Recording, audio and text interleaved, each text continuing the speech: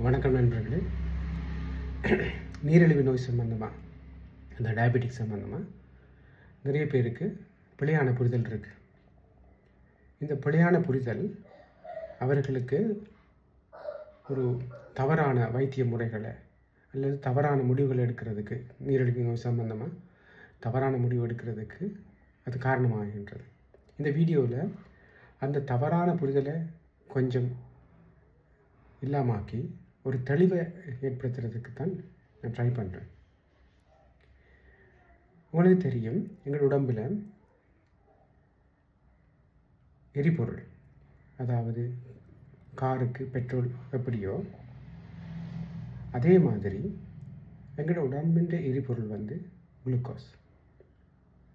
அந்த குளுக்கோஸ் எங்களோட உடம்பின் கலங்களுக்கு அல்ல உடம்பில் இருக்கிற இளைய பாகங்களுக்கு இரத்த குழாய் மூலம்தான்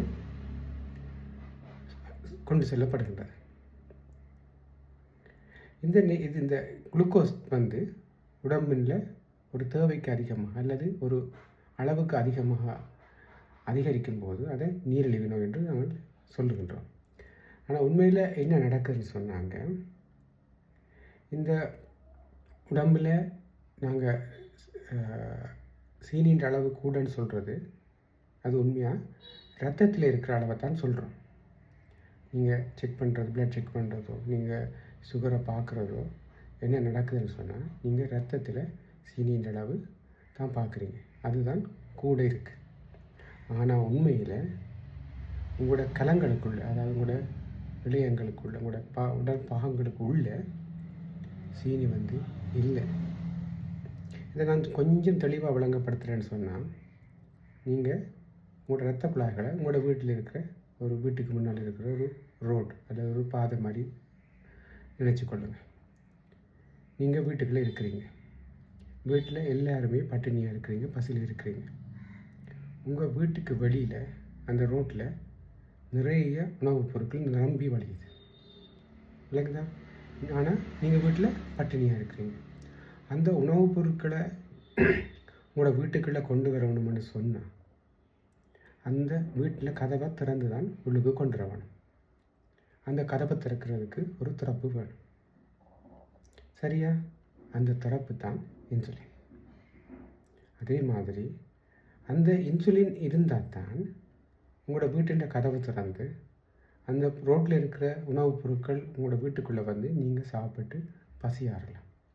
இல்லாட்டி நீங்கள் என்ன நடக்கும்னு சொன்னால், ரோட்டில் உங்களோட முன் ரோட்லேயே உணவுப் பொருட்கள் தங்கி இருக்கும், ஆனால் நீங்கள் வீட்டுக்குள்ளே பட்டினியாக இருப்பீங்க, பட்டினியாக இருந்து சாக நேரிடும். இதே நிலைமை தான் எங்களோட உடம்புக்குள்ளேயும் நடக்குது. எங்களோட ரத்தத்தில் சீனி நிரம்பி இருக்கு, ஆனால் கலங்களுக்குள்ள சீனி இல்லாத நிலைமை இருக்குது, சரியா? அப்போ இதை தடுக்கணும்னு சொன்னால் என்ன ஒரே ஒரு வழி, அந்த ரத்தத்தில் இருக்கிற குளுக்கோஸை, அந்த சீனியை கலங்களுக்குள்ளே கொண்டு செல்றதுக்கு அந்த திறப்பு என்ன, இன்சுலின், அது தேவை. இந்த திறப்பு அந்த இன்சுலின் ரெண்டு விதமாக எங்களுக்கு குறைபாடு அடையலாம். ஒன்று எங்கள் உடம்பில் இன்சுலினை சுரக்கிறது அளவு காணாமல் இருக்கலாம், அதாவது எங்கள் உடம்பில் இன்சுலின் அளவு காணாமல் இருக்கலாம். அப்போ நிறைய கலங்கள் இருக்குது, அதில் ஒவ்வொரு கலத்துலேயும் போய் திறந்து அதுக்குரிய சுகரை உள்ளுக்கு அனுப்புறதுக்கு இன்சுலின் காணாமல் இருக்கலாம்.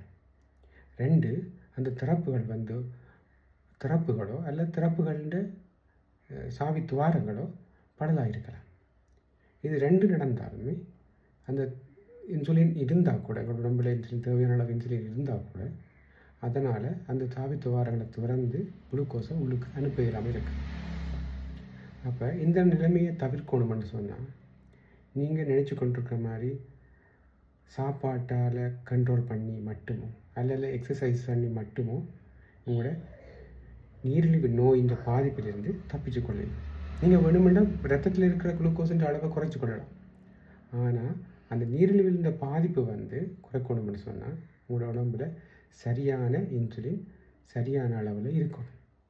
அதுக்கு கட்டாயம் மருத்துவர் தர மருந்துகளை நீங்கள் எடுக்கணும். நீங்கள் உங்களுக்கு இருக்கிற பிழையான புரிதலால் சுகர் கூட இருக்குன்னு சொல்லி நீங்கள் சரியாக மருந்துகள் எடுக்காம விடுறதும் தவறு. வாழ்க்கையில் நிறைய விஷயங்கள் எங்களோட கண்ட்ரோல் இல்லை. அதாவது நாங்கள் நினைக்கிற மாதிரி வாழ்க்கையில் எல்லாமே நடந்துடாது.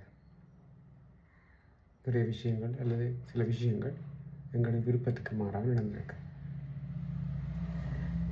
நடக்கிற விஷயங்கள் எல்லாத்துலேயுமே நன்மையும் இருக்கும், தீமையும் இருக்கும். அது எங்களோட விருப்பத்துக்கு மாறாக நடந்தால் கூட அதில் நன்மையும் இருக்கும், தீமையும் இருக்கும். நாங்கள் எங்களோட விருப்பத்துக்கு மாறாக நடந்த விஷயத்தை நினச்சி கவலைப்பட்டு கொண்டு டைமை வேஸ்ட் பண்ணுறதை விட அந்த நடந்த விஷயத்தில் இருக்கிற நன்மைகளை நாங்கள் பயன்படுத்துறதுக்கு முயற்சி செய்யணும். நிறைய பேர் அதை செய்கிறதில்லை. நாங்கள் என்ன செய்கிறோம்னு சொன்னால், வாழ்க்கையில் ஒரு விஷயம் கூடாத விஷயம்னு சொல்கிறத விட எங்களோட விருப்பத்துக்கு மாறாக நடந்த விஷயங்களை நினச்சி அதில் கிடைக்கிற நன்மைகளை பயன்படுத்தாமல் விடுறோம். சின்ன உதாரணம் சொல்கிறேன். இப்போ ரீசெண்டாக குறுகிறது முதல் அமெரிக்காவில் சைனாண்ட பொருட்களை என்ன செய்தாங்க, தடை செய்தாங்க. சைனா என்ன செய்தாங்க தெரியுமா? அந்த தடை செய்யப்பட்ட ஒரு டிஷர்ட்டை தடை செய்யப்படுன்னு சொல்லி இப்போ அந்த ஆட்களுக்கு ஒரு அறிவித்தாங்க. சைனா பொருட்களை நீங்கள் பாவிக்க வேண்டாம் என்ற ஒரு அறிவித்தலை கொடுத்தாங்க. அதை சைனா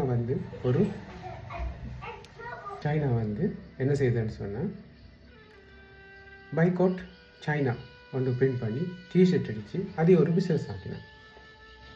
அவங்க சைனாவை புறக்கணிக்க சொல்லி அமெரிக்கா சொல்லிட்டுன்னு சொல்லி அதை துவண்டு போகல, அதில் இருக்கிற நன்மையை பயன்படுத்தி அவங்களோட தேவையை நிறைவேற்றி பண்ணாங்க. அது மாதிரி தான் எங்களோட வாழ்க்கையிலேயே நிறைய விஷயங்கள் நாங்கள் நினைக்கிற மாதிரி நடக்க போகிறதில்லை. இது யதார்த்தம். இது எல்லா வாழ்க்கையும் இருக்குது. நீங்கள் உங்களோட வாழ்க்கையில் நீங்கள் நினைக்கிற மாதிரி நடந்தால் சந்தோஷம், நடக்காட்டியும் நீங்கள் அதில் இருந்து எவ்வளவு நன்மைகளை எடுக்கிறோமோ எடுத்துக்கொள்ளுங்கள். ஒரு ஆறு ஓடிக்கொண்டிருக்க ஆற்றுக்கு எதிராக போய் நாங்கள் எங்களோட எனர்ஜியை வேஸ்ட் பண்ணுறதை விட அந்த ஆற்றின் ஓட்டத்திலேயே போய் நாங்கள் போக வேண்டிய இலக்கை அடையிறது புத்திசாலித்தனம்.